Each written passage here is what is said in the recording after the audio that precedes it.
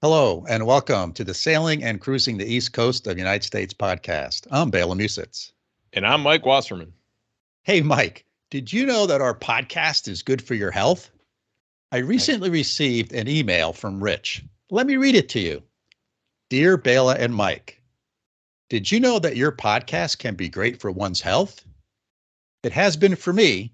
I'm 72 years old, and I lift weights and ride a bike to stay in shape for sailing. Normally, I would do about 4 miles on my bike. But when I have a few of your podcasts to listen to, I just keep on going. This has translated to between 7 and 12 miles. So thanks. Best. Rich, from the sailing vessel Safe Haven, which is a 2012 Tartan 47. So Rich, thank you very much for the email. It's always wonderful to hear from our listeners. And, a little story, the way I got into listening to podcasts back when I first started listening to them was because I'm a runner and I would run every day and I would listen to podcasts while I ran. And the rest is history, as they say. Yeah, this is really cool, Bela. So podcasts provide value to people in many different ways. So I think this is cool. But yeah, always happy to hear that listeners are enjoying the stories we're sharing. So Bela, what's on our agenda today, my friend? Yeah, so today we have a repeat guest, very familiar face to our listeners, Mike Malekoff. He started his trips on a Hunter 44 deck salon, which is very similar to my boat, on Lake Champlain, with the goal of making it down to the Bahamas and back.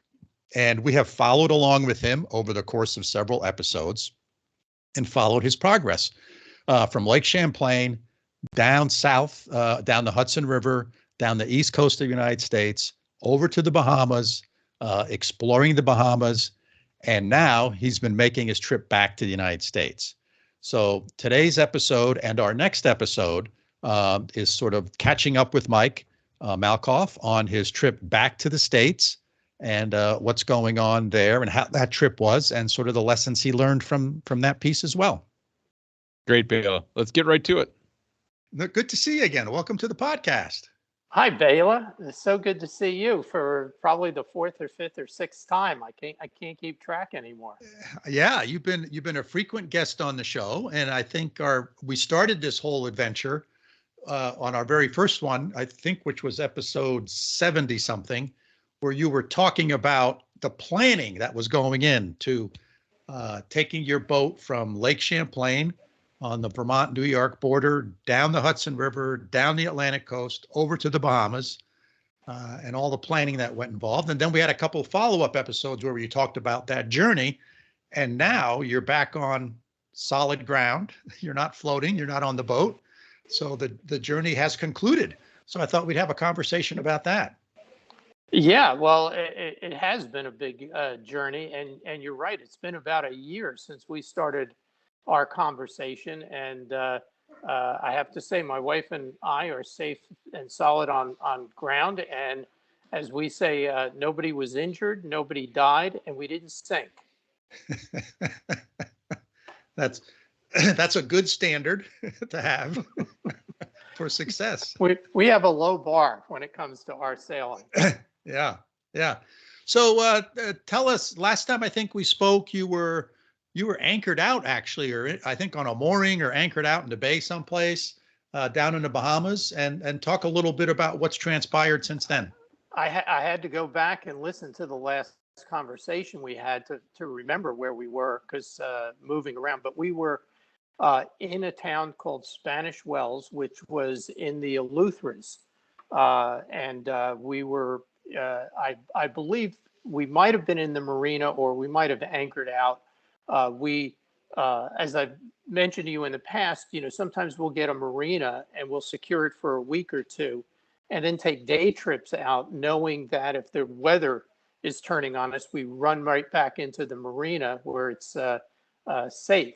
So Spanish Wells was really a nice town, and we enjoyed it. As a matter of fact, when I listened to it, I was venting my frustration because the wind instrument had gone out on us, and we were trying to solve it, and you had asked me what I needed you to bring, and I asked you to bring me a new one, and you didn't. So it's a good thing I didn't wait for you. Yes. Um, Yes.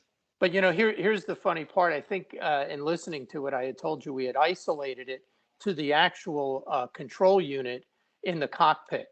Guess what? We were wrong, and it wasn't the instrument panel. And part of the story I'd mentioned to you, people have reached out to others to ask for help, or do you have a spare part? My wife put this up on the Facebook cruising guide, and lo and behold, a guy that was less than 10 miles said, guess what? We just put in new ones and we have our old one here. And if you want it, you can come get it.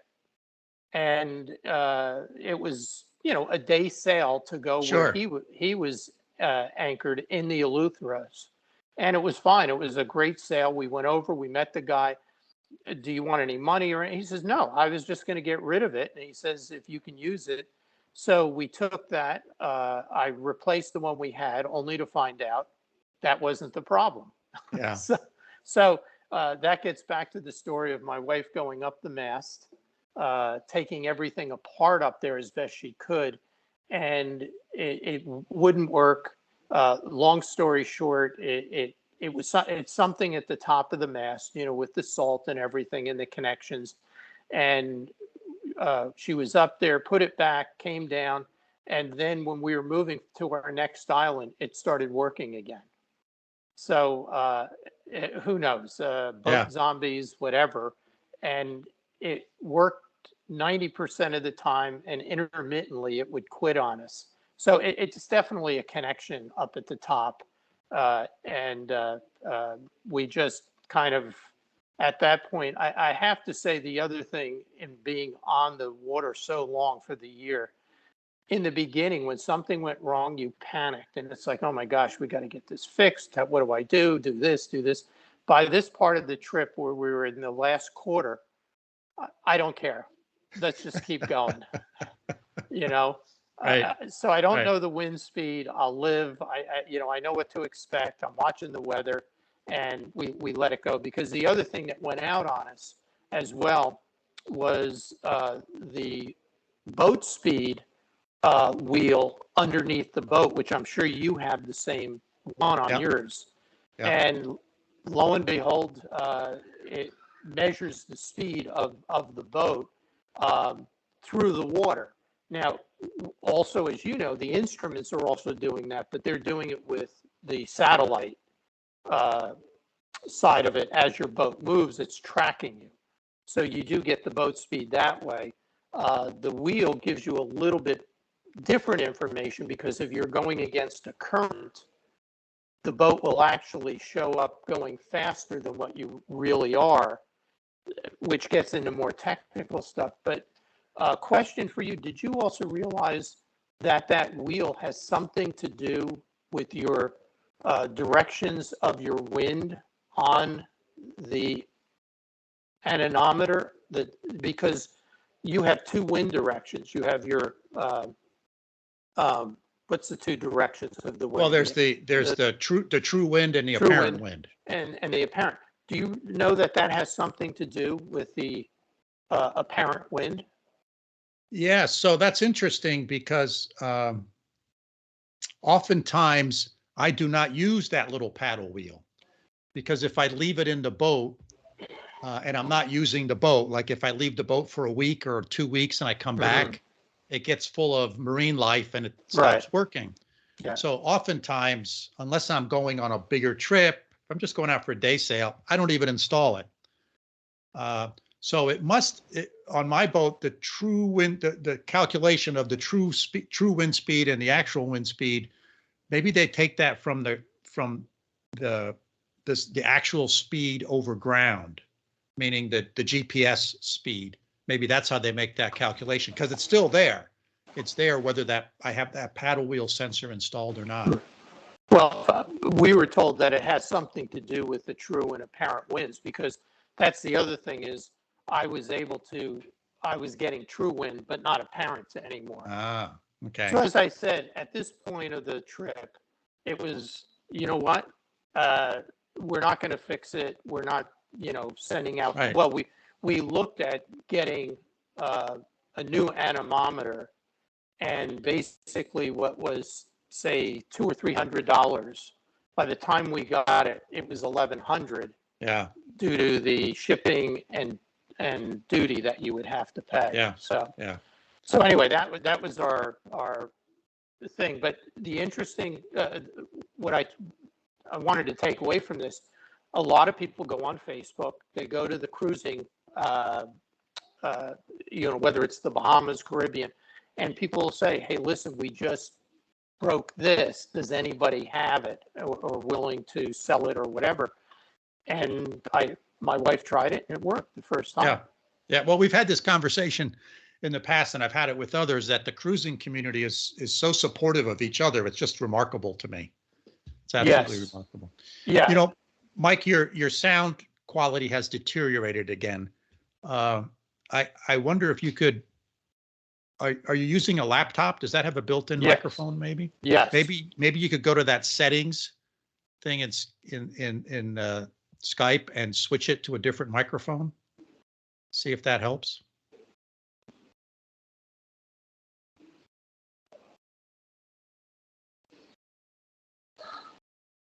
Because you should have a choice there of the built-in internal microphone or the one that you're using. What was that? That sounds a little better, I think. If that sounds a little better, we'll go with that. That's the internal microphone. Yeah, they're both kind of broken up. They're not great. Anyway, I think it's better than the other one. So the point I was going to make when you were talking about your wind speed indicator is I have found that probably 90% of the times when I have electrical challenges on the boat, they're due to one of two things, either a loose connection or a corroded connection.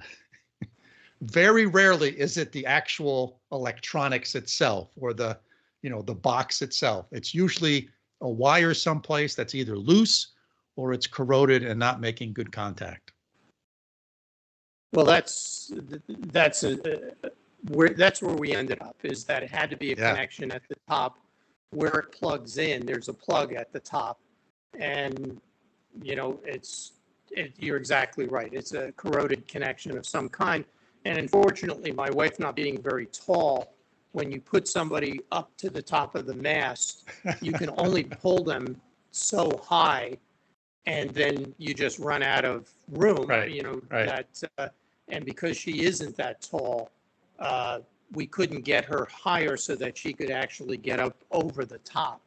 Yeah. And anybody that's had to do that, they certainly can understand what it's like trying to work at the top of a mast, taking things apart, not dropping things, and dealing with the elements. Yeah, for sure. Especially when the boat's rolling around in the water a little bit. Right. So anyway, that's just a side note to the if you're on a boat, things break. Yep, that's for sure. So let me ask you a question. As you were talking about this, it got me thinking about anchoring. And I particularly when I'm on my boat, if I'm on other people's boat, it's not as bad. But when I'm on my boat, I always have what I call anchor anxiety. It's like I just don't sleep well when I'm anchored out, and it's just what it is. So I always try to get a mooring ball if I can, or if I can go to a dock. I think it's great because then I sleep like a baby. But when I'm at anchor, I never really sleep well. Are there any things that you sort of learned during your excursion here about anchoring? Yes. In talking to other people about anchor anxiety, which my wife suffers from terribly, is that he says, I said to him, well, what do you normally put out and how do you calculate that?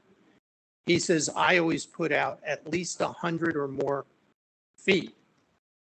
And I said, well, how do you come to that number? He says, because I can, and I have that amount of anchor chain. So I think I learned that early on as well, that as you know, there's all the calculations to figure out how to drop a certain amount. If I'm in 6 feet of water or 10 feet of water, I'll do my calculations and drop an extra 30 or 40 or 50 feet. Sure. Just for the sake of that comfort level. And seasoned people will tell you, if it says to drop 50, I'm dropping 85. Because as you know, the weight of the chain keeps the anchor settled on the bottom. Right. And I will also back down on it unmercifully and even sometimes drag it a little bit to set it to the point where, I'm not moving. So, those are some of the things. And then we use 3 anchor alarms so that if one goes off or one malfunctions, which they do because they're all electronic, is that one of them, if we did drag to that point, it would be set off, and we'll set them for different distances too. Yeah. Yeah. But as you know, which is my wife's anxiety, is when we pull into an anchorage, that boat's too close. How much chain do you think they have out? Right. Why is that boat not in the same pattern of the other boats? Do they have 2 anchors out? And I just sometimes, I've gone through an anchorage 6 times with my wife saying, nope, this is too close. What about the shore? How's the current? So need I go on? Yeah, there's a lot of factors. How did you find the anchorages down there? Were they crowded, a lot of boats, or was it pretty sparse? It was everything and anything. The ones that are well known can be a bit crowded, and sometimes the anchorages are so big that there could be 30 boats there, but you could find your spot, so to speak. I think the scary part is that boat that comes in with the people that are newbies, and they just, we had that happen actually when we came back to Florida in one of the anchorages, and there were 2 other people we knew that were all anchoring in the same area. And this guy just pulls up right in between us and just drops his anchor, doesn't back up on it. And it's like, you do realize you're like 30 feet from us. And finally, the crowd got him to move. That we all said, hey, listen, this isn't working. Can you move? And it was plenty of room. So there was no reason. It was sort of like, well, they're all here, so I'll go right in the middle of them.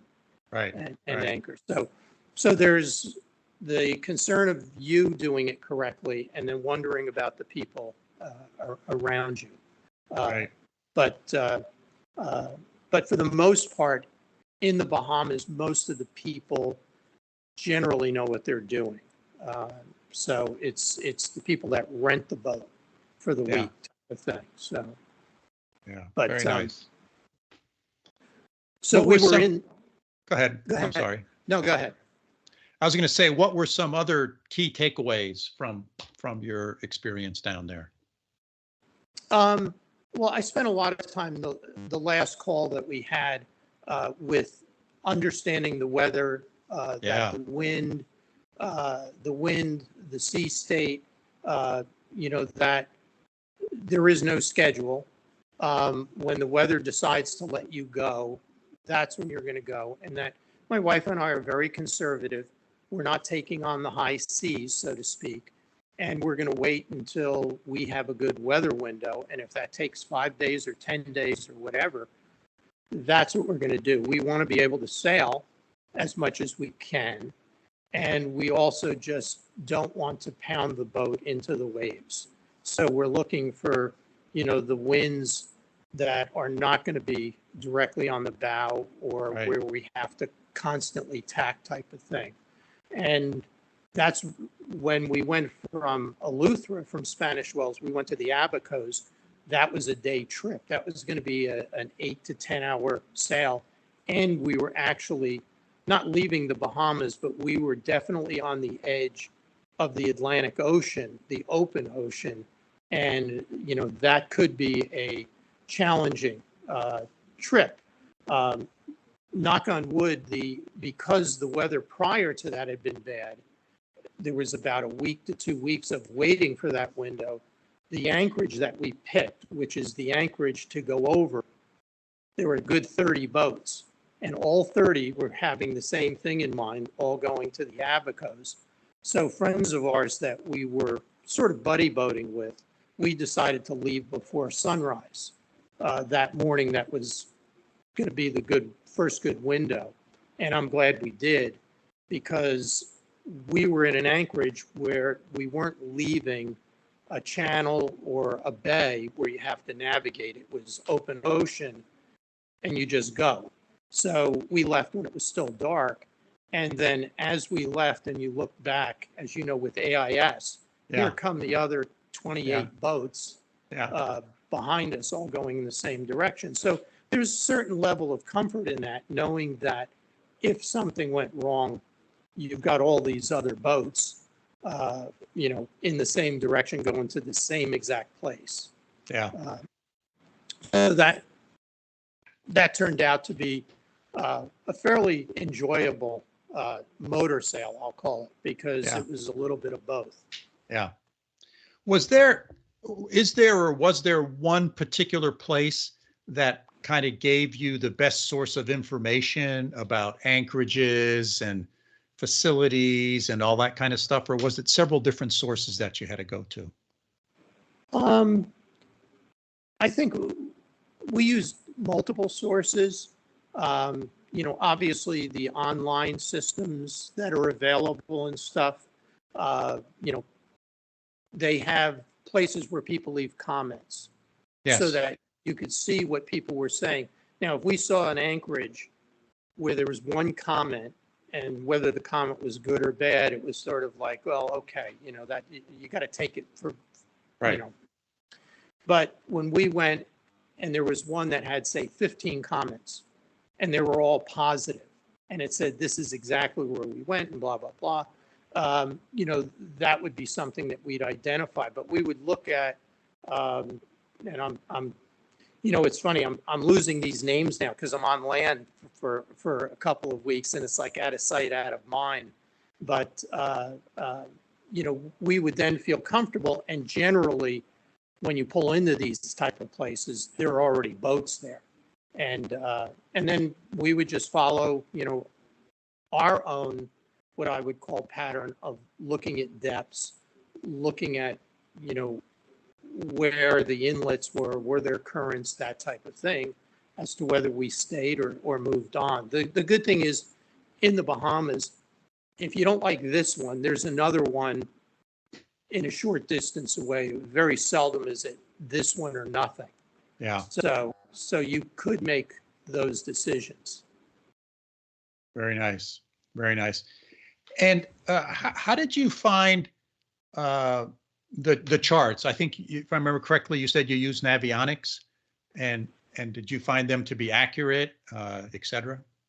Yeah, we used, in the States, we were really relying on Aqua Maps, which we felt were really good and accurate. Navionics as a backup. But once we got into the Bahamas, Aqua Maps became the secondary one for a number of reasons. They didn't quite have the detail of Navionics, and Navionics, worked really well for us.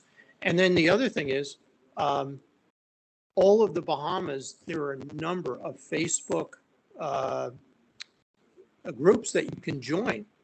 And so if you're in one part, if you're in the Eleutheras, you can go on the Eleuthera Facebook group, and then people are all talking by the day. Oh, hey, we just pulled in here and it's really good, and the anchorage is fine and the depths are good, and it's not rolly. It's worked out, and it's like, oh, okay, well, that's useful. Yeah. How was the trip back? The trip back, this could be 4 episodes. The trip back, we went over to the Abacos, and the neat thing about the Abacos, and the reason we wanted to go there, we went to Marsh Harbor, which is I guess you could say, the main town in the Abacos, or the largest town. And we went to a place called the Conkin Marina, which was brand new because of the Hurricane Dorian that had gone through there right around when COVID started. And we used that. We booked the place for a month with the idea that all the places in the Abacos were like a day sail, a less than a day sail, an hour here, an hour there. So we could go over, we'd anchor and go to another island. And if the weather turned, we had a reservation and a spot back in Marsh Harbor that we could run back to. So that, and we also decided the Abacos was our last stop because we were then going to go back to the States through what's called the Northern Route, which is going north through the Abacos and then crossing over to the United States on the northernmost point of the Bahamas.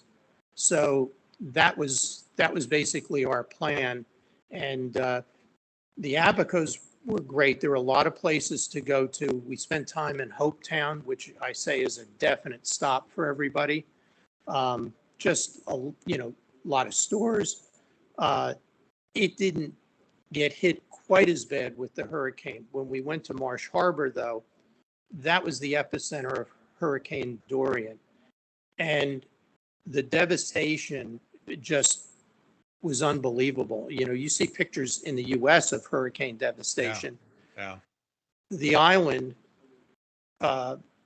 winds were gusting up to 300 miles an hour with 30-foot tidal waves and numerous tornadoes, to the point that the bay in Marsh Harbor emptied completely as a tidal wave came in. There was literally nothing left on the island. There wasn't a house. There wasn't no wires. All the infrastructure, 98% was destroyed. So I would say going in the Abacos, you had to sort of take into consideration that it was either new or destroyed. There was no in between, and the rebuilding is going to be going on for years. So some of the places we visited was a little, I'm trying to think of the right word, but just utter devastation, where it used to have restaurants and bars and stuff like that. They're coming back, but there isn't a lot in the Abacos on those islands. But you could easily go between them. And we also found some of the snorkeling to be really good in the Abacos that my wife and I, both of us, really enjoyed, to the point where in some of the reefs that the fish are so trained to get fed by people that they actually, it's like going to a petting zoo, and the fish just mob you like, okay, well, where's the food? And my wife really got a kick out of that, because as soon as then we did bring food for them, and as soon as you broke open the bag, you were pushing fish aside because they were all over you. So cool. So that was our final island stop before we headed back to the States. And once again, it took a good amount of time to figure out how many days, how far we would go each day, in making this trip from what I called Marsh Harbor, which is the center of the Abacos, all the way back to Florida through the northern route. Hundreds of people have done it before, so it was very easy to look and see what other people did and where they'd start from and how far they would go. So our plan was to go from Marsh Harbor to what's called Green Turtle Key, which was a 4-hour trip, basically. And then from there, we were going to an island uninhabited called Great Sail, which is sort of like one of the departing points to the U.S., but it would be an overnight trip. Mm-hmm. We went from Great Turtle, going to Great Sail. We did really well until the wind changed. Yeah, you broke up again, Mike. The Wi-Fi here. And Okay. all right, let's. I'm sure you can edit a little bit of this. Oh yeah. So let's try it again. So the last thing I heard was The waves. The sail went fine. No, the last thing I heard clearly was it was going great until the wind changed. Right, and then the wind changed where it was hitting us on the bow, and it picked up considerably, which meant now we're in 5-foot waves, and trying to get to the Great Sail Island we had to make a decision. Do we want to keep going or do we want to stop? And fortunately, there are a lot of small islands all through the Abacos, and we followed 2 or 3 other sailboats that were in the same position as us, and we saw them veering off, and we followed them and veered off to just a uninhabited island that had a little bay in it, and we basically hid in there for the night and stayed there. And what this did, which was fine that we could do that. Now we had to make the decision, do we just continue the next day for like 5 hours to get to Great Sail, stay there, and then leave? And based again on all the weather calculations, I said to my wife, you know what? In order to go overnight, as you probably know, you leave a lot of times in the afternoon because you want to get in the morning while it's light.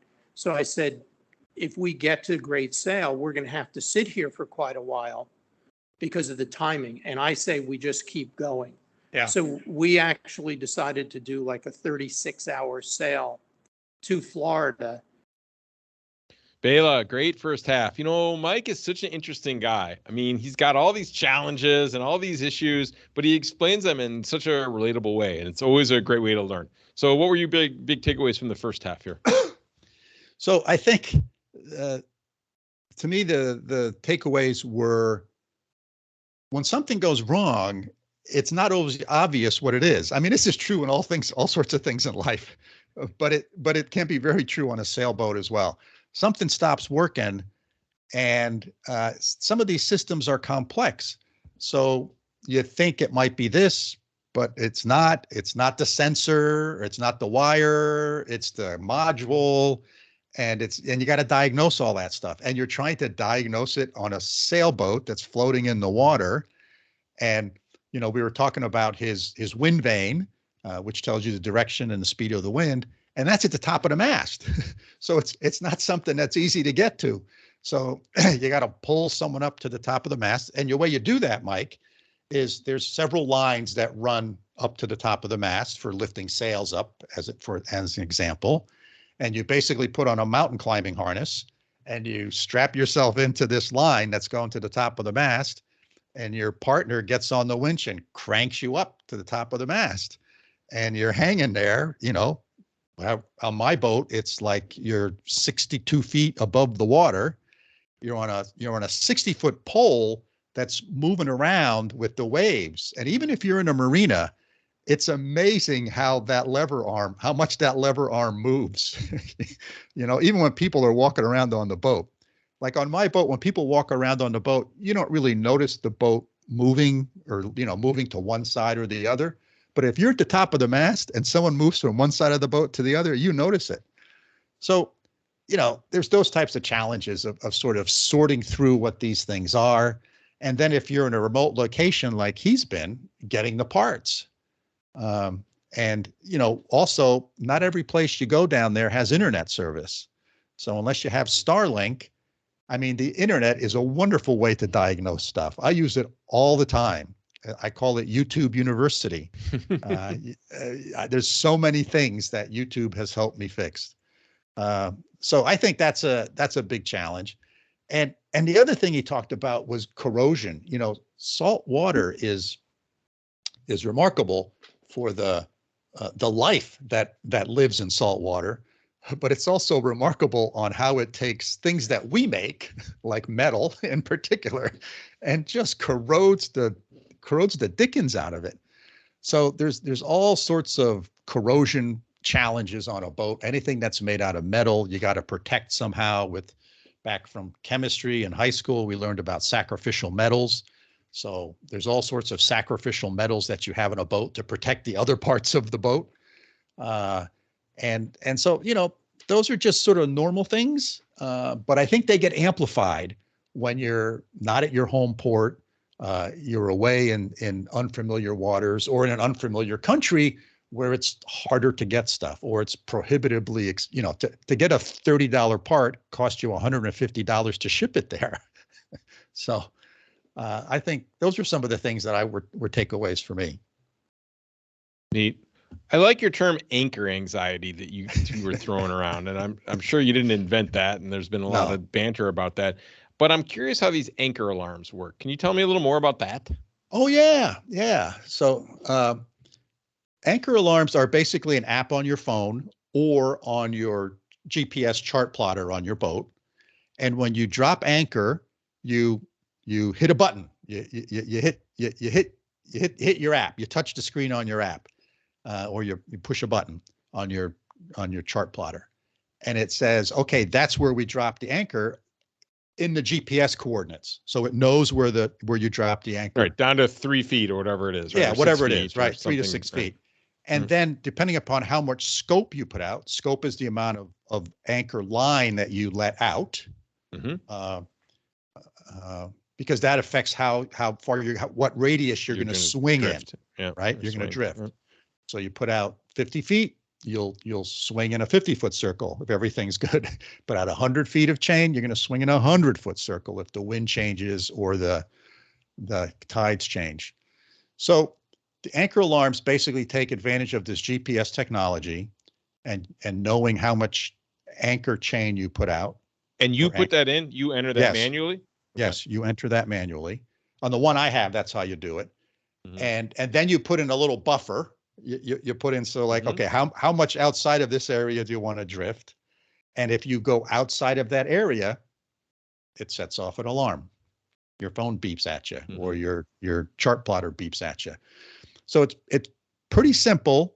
The ones that I have used in the past, the key is pushing the button the moment you drop the anchor. So because that point, that center point, it defines everything. So lots of times what happens is you forget to do that. And I drop my anchor, I put out my anchor line, I set the anchor, and they go, oh, my anchor alarm. And then I push the button, but now I'm off by 100 feet. Right. So that has always gotten me. As soon as you swing 180 degrees, it's going to go off because you'd have to double the amount essentially. Right. Double it on one side, but not on the other side. So there's an invention there, right?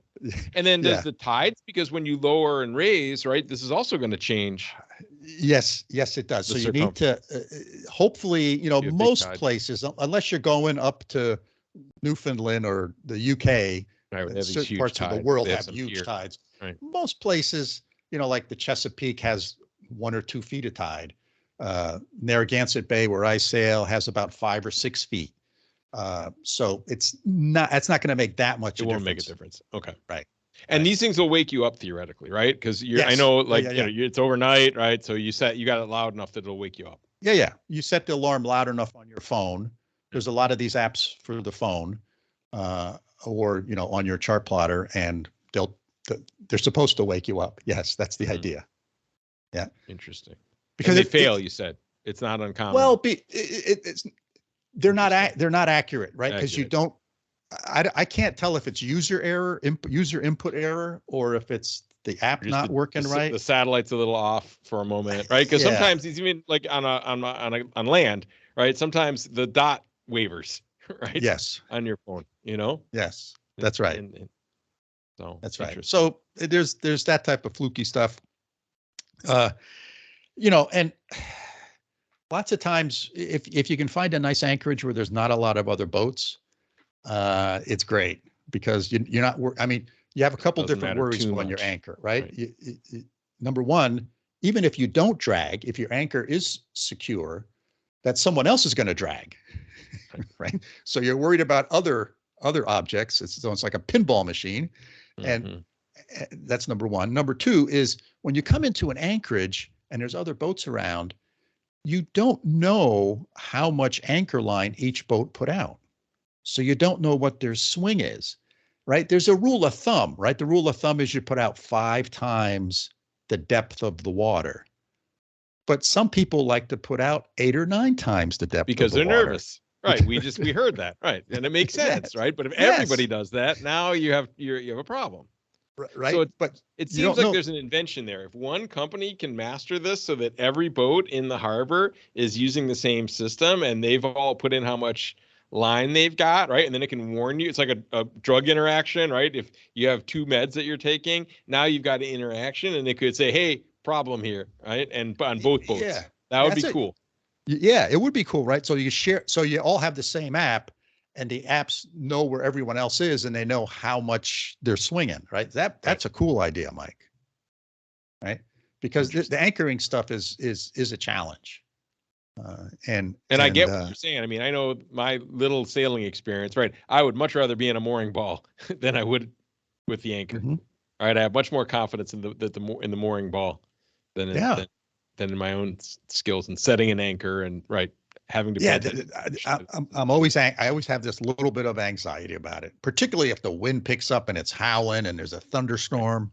Right. And you're a pro, right? For somebody like me, right? It's even a bigger deal, Well, there is this sort of, I can remember when I first started chartering bigger boats, I didn't have a clue what I was doing on some of these things, and I slept really well. Ignorance is bliss, right? Right. So there's sort of that part of it, right? When you don't know anything, it's fine. I just dropped the anchor overboard and put out a little bit of chain, and it's fine. Yeah, it's set. We're not going anywhere right now. Not going anywhere. And I reflect back on some of those. I got lucky. I mean, sometimes the wind picked up at night, and I could have dragged, but I got lucky. I didn't. And I anchored too close to shore, or I anchored too close to other boats and stuff. Yeah. So right, because you hope everybody swings in the same direction, right? That's the mentality, that if the wind pushes everybody in the same direction, but you're not guaranteed of that, right? Particularly if there's tide or current, if there's a tidal current, because the tidal current, the way you're going to point in a tidal current is this, but depends on the shape of the bottom of your boat.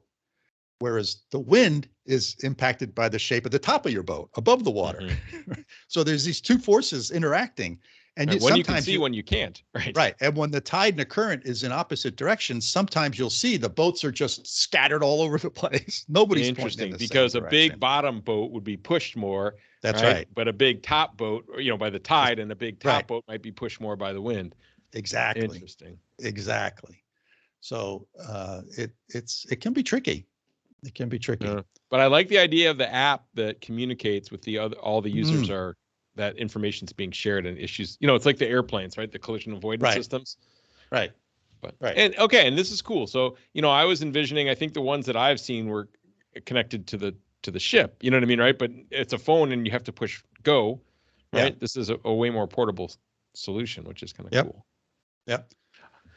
All right. What do you think? Let's stop for now. We've got momentum for part 2, the exciting conclusion that will be released next, episode 86. Listeners, thanks once again for joining us. We hope you found our conversation, or at least the first part with Mike Malekoff, interesting and thought-provoking. As always, if you have questions about what you discussed, please get in touch with us. Our email is sailingtheeast, that's all one word, @gmail.com. Hey, and if you enjoyed the podcast, hit that follow button, and we love to get more listeners. If you know someone that would be a good guest on the show, drop us a line and we'll try to get them on the show. So hope to see you out there. I'm heading out to the boat later this week. So until next time, signing off from upstate New York. See you all soon. That's great, Bela. Thanks again from over here in Münster, Germany. We'll see you next time.